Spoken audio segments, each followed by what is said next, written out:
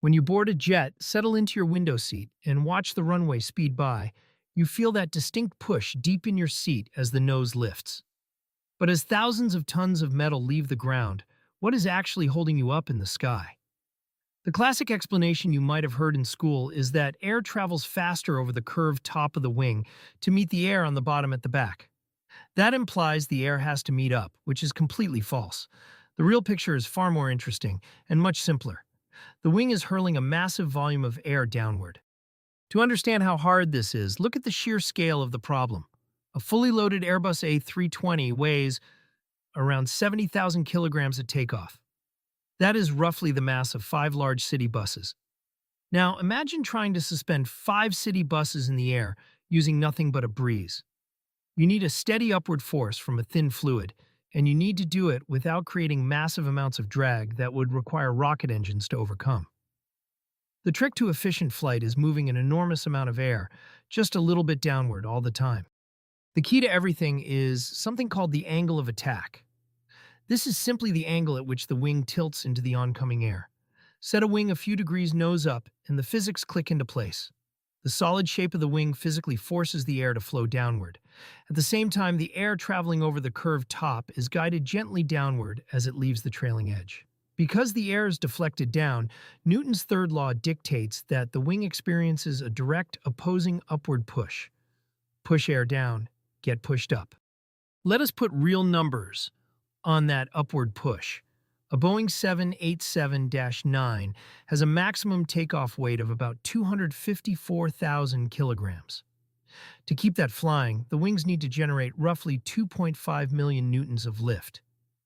When you spread that force out over the wing's 325 square meters of area, the average pressure difference between the top and bottom of the wing is only about 7.7 kilopascals. That is just 7 to 8% of standard atmospheric pressure. A remarkably tiny squeeze holds up an absolute behemoth. You can actually see this pressure difference with your own eyes on a humid day. As a heavy jet accelerates down the runway, you might see a sudden ghost-like sheet of white fog form over the top of the wing. That fog is simply moisture condensing out of the air. Because the wing is accelerating the air and dropping the pressure over the top surface to generate lift, the local temperature drops just enough to create an instant cloud. It is a visible, rolling footprint of the pressure field that carries the airplane into the sky. We have known how to shape these pressure fields for over a century, thanks to a few crucial breakthroughs. In 1901, the Wright brothers realized that the accepted mathematical tables for lift were totally wrong. So, they built a small wooden wind tunnel in their shop, tested over 100 different miniature wing shapes, and measured the forces directly. By finding the right balance of a long wing with a gentle curve, they engineered the exact downwash needed to lift their machine, clearing the path to Kitty Hawk in 1903. But why does the air follow the curve of the wing instead of just blowing straight past it and leaving a vacuum behind? In 1904, a physicist named Ludwig Prandtl introduced the concept of the boundary layer. Imagine a microscopic layer of air that physically sticks to the skin of the wing. The layers just above it slip and slide over that bottom layer. As long as the wing's curve is smooth and the angle is gentle, this thin boundary layer pulls the higher layers of air along for the ride, bending the entire flow smoothly downward. This brings us to one of the most misunderstood concepts in aviation: the stall. Stalling has absolutely nothing to do with the engine stopping, and everything to do with that boundary layer. If the pilot tilts the wing too far back, exceeding what is called the critical angle of attack, the air can no longer make the sharp turn over the top of the wing. Usually this happens around 14 to 18 degrees. The smooth boundary layer separates, peels away from the surface, and leaves behind a chaotic, tumbling wake of dead air. Lift vanishes immediately. The golden rule of aerodynamics is that speed does not cause a stall. Exceeding the critical angle of attack does. A pilot could stall an airplane at high speed if they abruptly yank the controls back far enough to push the wing past its limit. In normal flight, pilots use the control yoke and engine power to manage this angle carefully. When the plane flies slower, like on approach, the pilot must raise the nose higher to keep enough air deflecting downward to hold up the weight of the aircraft. This creates a huge challenge for taking off and landing. Airliners need to fly slowly enough to survive landing on a runway, but flying slowly normally requires a dangerously high angle of attack. The solution is the intricate system of moving panels you see deploying from the front and back of the wing. Slats on the leading edge slide forward to feed high-energy air over the top, which acts like an air nozzle keeping the boundary layer attached at much steeper angles. Meanwhile, massive flaps slide out from the back, physically increasing the wing area and curling the trailing edge sharply downward. By deploying full slats and flaps, an airliner can boost its maximum lifting ability by roughly 60 to 100%, while dropping its approach speed by 30 to 40%. This mechanical origami is what allows a heavy jet to land safely on a standard city runway. But generating all this intense lift at low speeds comes at a heavy cost. Underneath the wing, the air is at a higher pressure than the air on top. At the flat tip of the wing, that high-pressure air constantly tries to escape upward, spilling around the end of the wing. This spillage creates a massive, swirling vortex of wasted energy at each wingtip. These wingtip vortices act as a continuous drag on the airplane, literally tilting the lift vector backward and forcing the engines to burn more fuel just to maintain speed. Engineers call this induced drag. At low speeds, like during takeoff and landing, induced drag is the absolute biggest hurdle the airplane faces. The harder the wing works to bend the air downward, the more aggressive that swirling tip vortex becomes. To fight this invisible drag, modern airliners are built with high aspect ratio wings, meaning they are incredibly long and skinny. The longer the wing, the less severe the wingtip vortex is, relative to the total lift being created. This is exactly why the Boeing 787 and Airbus A350 have those stunning, flexible wings that bend gracefully upward in flight. It is also why you see winglets, those distinct vertical fins pointing up at the ends of the wings on planes like the 737. Winglets do not magically generate extra upward lift. Instead, they act as a physical barrier and carefully reshape the pressure field at the tip, weakening that swirling vortex. On a jet like the 737 Next Gen, adding blended winglets cuts drag enough to save around 3 to 5% in fuel burn.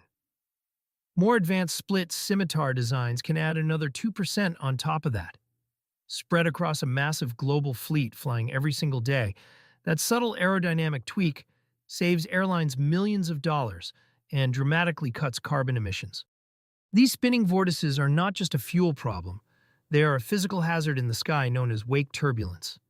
A heavy jet leaves behind twin horizontal tornadoes of air that sink slowly toward the ground at up to 900 feet per minute.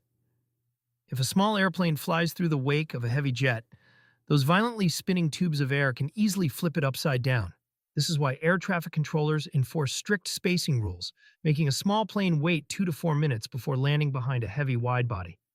They are literally waiting for the invisible turbulence to dissipate.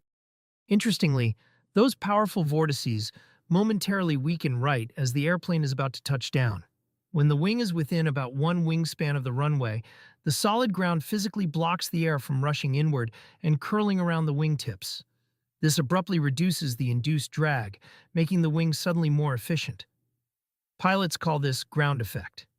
If you have ever felt an airliner seem to float endlessly just a few feet over the runway before the wheels finally squeak down, you are feeling ground effect in action. You might wonder if all this complex fluid engineering means a wing must be perfectly curved on top to fly. It does not. The curvature, or camber, is mostly there to make the wing fly efficiently at cruise speeds. But a completely flat piece of rigid plywood will generate lift if you push it through the air at an angle. This is exactly why aerobatic planes can fly completely upside down. The pilot simply tilts the nose up relative to the wind, forcing air down toward the ground. The wing pushes air down, so the air pushes the plane up. People often argue whether lift is caused by Bernoulli's pressure differences or Newton's changing momentum. The truth is they are just two different mathematical lenses for looking at the exact same physical reality. The pressure difference is what causes the air to accelerate downward, and accelerating that massive amount of air downward is what creates the opposing force of lift. They agree perfectly. You cannot have one without the other. When an airliner reaches its cruising altitude of 35,000 feet, it is moving so fast that it meets hundreds of thousands of kilograms of air every single second. Because this mass flow is so immense, the wing only needs to deflect the air downward by an incredibly small amount, typically cruising at an angle of attack of just 2 to 4 degrees.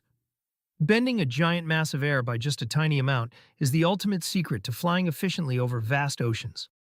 If you look closely out the window during cruise, you will notice the wing is not carrying the load equally from root to tip. The wing is actually twisted by design, a feature called washout. The angle of attack is slightly higher near the thick wing root close to the fuselage, and it gradually decreases out toward the thin tips.